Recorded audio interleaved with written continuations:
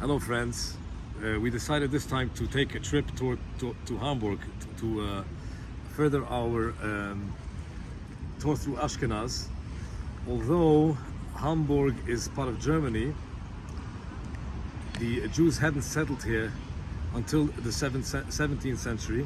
They weren't allowed to live here.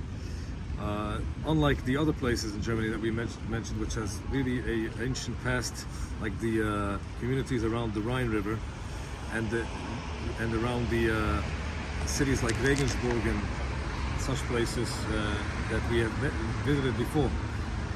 The Jews first settled here were Sfaradim.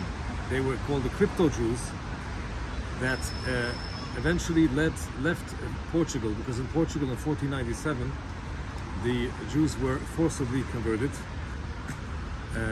but the Inquisition only started taking hold like in the 1530s, and around the year 1550 a lot of them immigrated from there. Some went to Amsterdam and other port cities and trades in Italy and other places. And in the beginning of the 17th centuries they settled in the city of Hamburg, which was known as a free city, a free trading city, and they were big merchants, and they had settled places like Antwerp and Amsterdam, and Hamburg was one of these places. Now, the surrounding the Hamburg, the city is called Altona, and a smaller community called Wandsbek.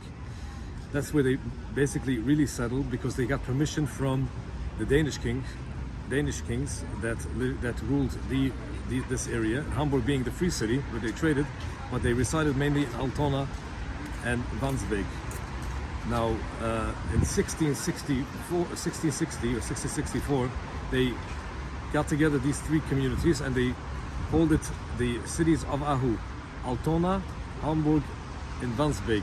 The Björnis and Iverschutz will later coin a phrase called Ivo Lemoishavloi, using a verse in the Bible. Ivo meaning also the acronym of Altona, Wandsbek, and Hamburg. Following the Portuguese that came here, also an Ashkenazi community grew here, which became one of the most important communities for the next couple of generations here in Hamburg. If someone wants to get a glimpse into what it looked like in the beginnings of the Ahu, one should read the diary of Gluckelin of Hamelin. She was from a family from the founders of the Ahu communities. She writes a fascinating diary that one can learn a glimpse of what the communities of the Ashkenazi communities, at least, traders that made their residence here in the holy communities of Ahu.